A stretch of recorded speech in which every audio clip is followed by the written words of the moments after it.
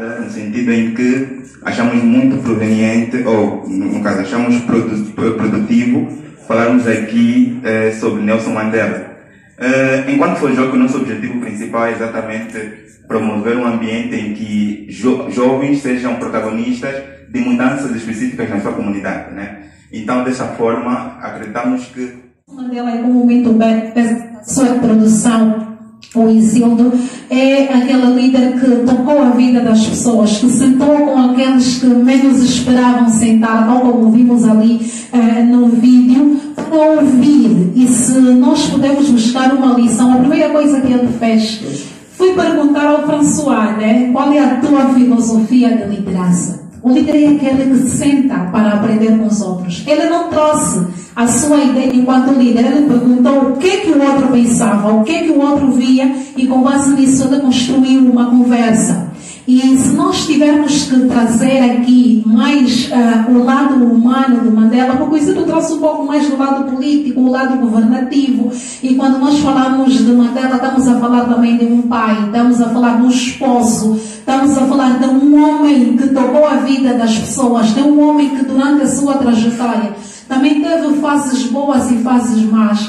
Nós vamos olhar para o Mandela esposo, o homem que teve 3 mulheres, das quais uma delas é a única mulher no mundo que já foi primeira-dama 2 vezes. Estamos a falar de Graça Machel Mandela. Mandela casa-se com a sua primeira esposa, a Evelina, que talvez não é muito conhecida, numa altura em que ele começa a entrar para este trabalho social, para o ativismo social ligado ao regime do apartheid.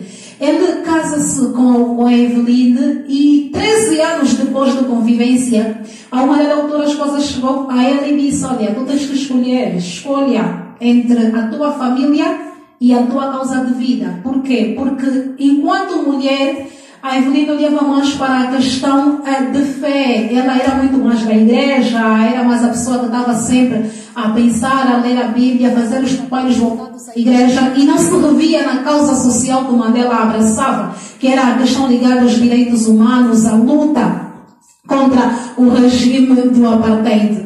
E Mandela teve que fazer uma difícil decisão.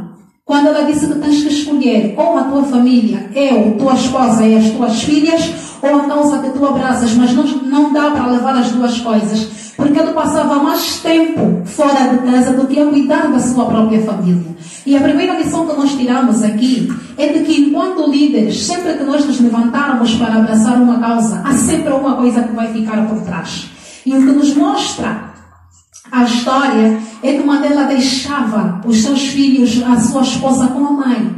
Ele senta com a esposa e disse: a causa que eu abraço é a causa humana, é a causa de todos. Se for necessário sacrificar o meu relacionamento para o bem comum, eu vou sacrificar. E líder é aquele que muitas vezes precisa de parar, decidir e sacrificar-se para o bem comum. Separa-se de Eveline e com as suas 2 filhas e entra de forma muito mais ativa para o passo pionasmo necessário para o ativismo contra todas aquelas que são as atrocidades causadas pelo regime do apartheid. E se nós queremos aqui também buscar mais uma outra missão de liderança, é que sempre que nós nos predispormos a lutar por uma causa, devemos procurar companheiras e companheiros que se revêem na nossa causa. Muitas vezes o maior problema que os líderes vivem é quando passam por uma mulher, um homem que não se revê na causa pelo qual ele luta para fracassar. Nós precisamos de ter uma companheira ou um companheiro que é aquela pessoa que, quando nós estamos lá, só nós enquanto família, se revê naquilo que nós fazemos. Eu sou uma região onde na nossa língua materna há um provérbio que diz que não pula. Diz que quando você for para casar, tens que pesquisar quem é a pessoa com a qual eu vou me casar. E enquanto líderes, nós precisamos de decidir que causa de vida que nós temos, mas acima de tudo, procurar companheiros e companheiras que não venham ser um tropeço na nossa liderança, mas que venham ser um auxílio. E aí eu trago a Winnie, a conhecida mãe da nação sul-africana. Winnie Mandela é conhecida a mãe da nação sul-africana Porque antes de se casar com Mandela, ela já era uma mulher que trabalhava e lutava. Via a mesma casa que Mandela via. Ela já estava no ativismo, já lutava contra a segregação racial. E quando Mandela conhece Winnie, que também já trabalhava como advogada em muitos lugares, ele conhece na Winnie a companheira e a parceira de vida que ele precisava para a causa na qual ele acreditava. E ali nós podemos pegar uma outra lição muito mais voltada para o lado pessoal. Como eu disse, que quando nós temos companheiros e companheiras que acreditam naquilo que nós lutamos, esses nos ajudam a construir os tijolos que nos levarão ao pódio. E há uma frase muito forte que a Winnie Mandela trouxe numa das suas entrevistas, se não estou em erro, em 2007. Podem até olhar para ser uma frase um pouco mais feminista. Mas ela disse que eu é que fiz o Mandela existir. Não o Mandela humano, mas o Mandela pessoa. Por quê? Porque quando o Mandela vai preso, durante os 27 anos em que ele estava preso, e nós estamos aqui a olhar para o lado positivo da história deste casal, a Winnie criou um clube, Nelson Mandela. Criou o desporto como se fosse um meio para manter vivo o nome de Mandela, enquanto, em outra forma, ela lutava para que as pessoas e a comunidade internacional não se esquecessem que havia um preso lá, porque Mandela tinha sido condenado à prisão perpétua. E claro que poderia ser esquecido. E independentemente daquilo que foi a pressão internacional e outras coisas, a Winnie sempre lutou e fez com que Mandela pudesse ser conhecido e não ser esquecido pelas pessoas. E uma outra lição que nós podemos olhar aqui do lado muito mais humano de Mandela é este vídeo que coincidentemente o Isidro trouxe. Quando a senhora traz o chá, se nós podemos voltar um pouco para o vídeo, Mandela elogia a senhora, a personagem, né, que estava a representar Mandela. Ela elogia a senhora. E se nós vermos muito este vídeo, este filme Invictus, né, de uma forma muito mais completa, nós vamos ver que ele cumprimentava as pessoas pelo seu nome, elogiava as mulheres até pelo tipo de cabelo que ela mudou. E muitos homens aqui podem ficar dias e dias com a esposa, nunca dão conta quando é que trocou a peruca, nunca dão conta se pintou assim, ou não. Estou mentindo. É isso. Muitos homens trabalham com as suas colegas, nunca só chegar e dizer: Manásia, eu gosto do teu look. E se você chegar para ele e perguntar: oi, Zildo, fecha os olhos. Fecha os olhos. Qual é a cor da calça da Manásia? Fecha os olhos assim. Não sabe? O líder, o exemplo que nós buscamos aqui, é que o líder é aquela pessoa que lidera por exemplo, mas toca a pessoa desde as coisas mais simples. Quando o líder é aquele que consegue chamar a pessoa com quem trabalha pelo nome, consegue elogiar por um ato que esta pessoa fez, ou por alguma mudança, este também consegue impactar. E se nós temos que buscar a inspiração de Mandela para liderar o nosso dia a dia, precisamos ser aquelas pessoas que tocam aos outros através das coisas mais simples, desde o servir o chá. Há um outro antecedente que traz esta história, o liderar, por exemplo. Ele, quando liga para o capitão da equipe, o François, o pai do François era um dos maiores opositores que Nelson Mandela tinha. E ele fica admirado. Quem ligou para ele e disse: não, o presidente, e pediu para ir tomar chá. Os nossos líderes chamam para audiência. Vejam já a diferença. Os nossos líderes chamam para audiência, vêm para fazer discursos. O tomar o chá com o chefe com o capitão da equipe era a forma mais simples que ele estava a mostrar, a dizer que eu sou próximo a ti, eu estou contigo, eu estou a servir-te. O líder é aquele que toca as pessoas de todas as maneiras. Se nós queremos liderar e inspirar como Nelson Mandela, precisamos tirar as barreiras do formalismo, deixar as audiências e ir atrás daquelas pessoas que nós sabemos que podem nos garantir o sucesso na liderança. Eu digo isso por quê? Porque ele entra num momento em que muita gente ainda ia contra a sua eleição.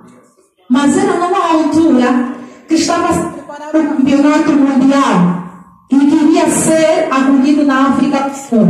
O que é que Mandela fez? Esqueceu as questões políticas e começou a trabalhar para capacitar a equipe para vencer o campeonato, porque ele entendia que unindo as pessoas por meio do desporto estaria a fazer a diferença na vida delas.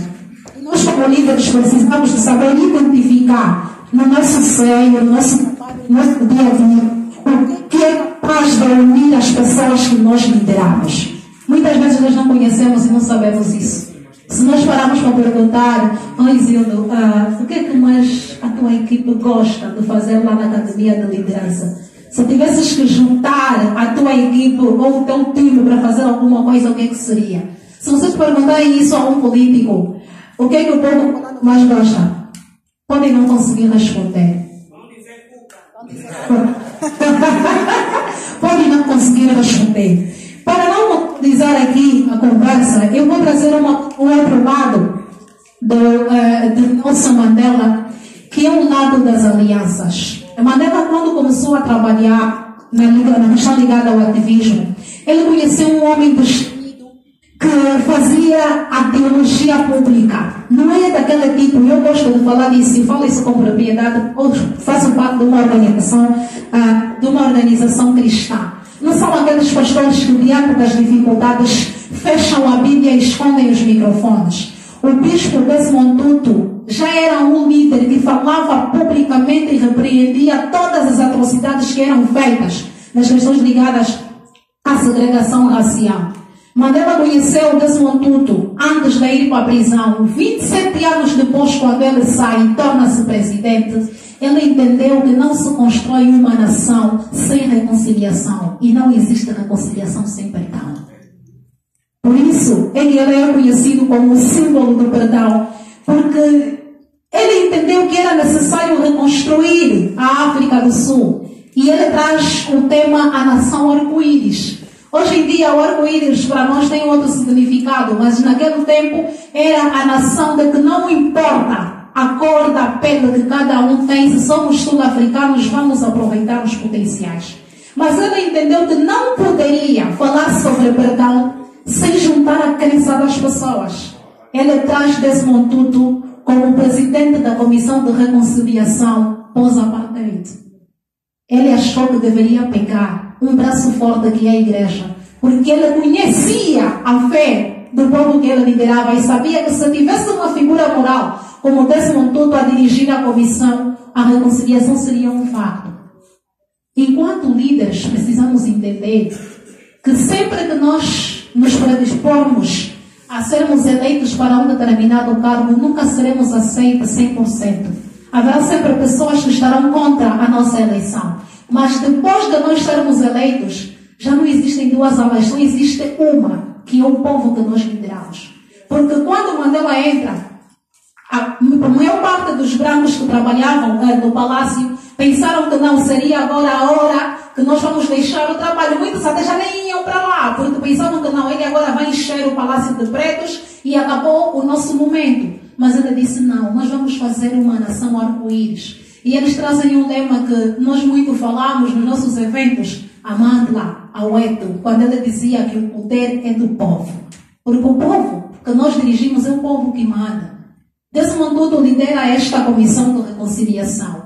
E África do Sul conhece uma nova história, em que eles trazem um grupo de pessoas que trabalha para a unificação do país.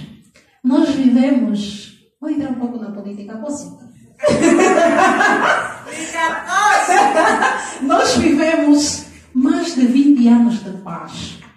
E podemos aqui garantir que o nosso processo de reconciliação nacional falhou porque nós não trabalhamos para o perdão. Hoje em dia ainda nós vemos na Assembleia Nacional os políticos a se atacarem. Se quem ganhou a guerra, quem perdeu a guerra. Nós já não estamos nesse momento. Nós estamos no momento da unidade. A nossa reconciliação foi mal feita porque as feridas não foram curadas. Aqueles discursos que são vistos de atirar quem ganhou e quem perdeu, é porque as mágoas, os traumas não foram curados. E todos nós que lideramos, devemos saber que quando entramos para um determinado grupo, a primeira coisa que temos que fazer é trabalhar e curar os males que este grupo vive. É trabalhar na unidade e na reconciliação. E eu acho que vamos, né, é uma conversa, não é uma palestra. Eu vou passar a palavra a Judite, vamos continuar a conversar, mas eu queria trazer estes pontos que, para mim, acho serem muito cruciais e importantes para a liderança de Mandela, que nos inspira hoje a sermos líderes que trabalham, transformam a sociedade do ponto de vista positivo. Judite, eu ainda paro por aqui.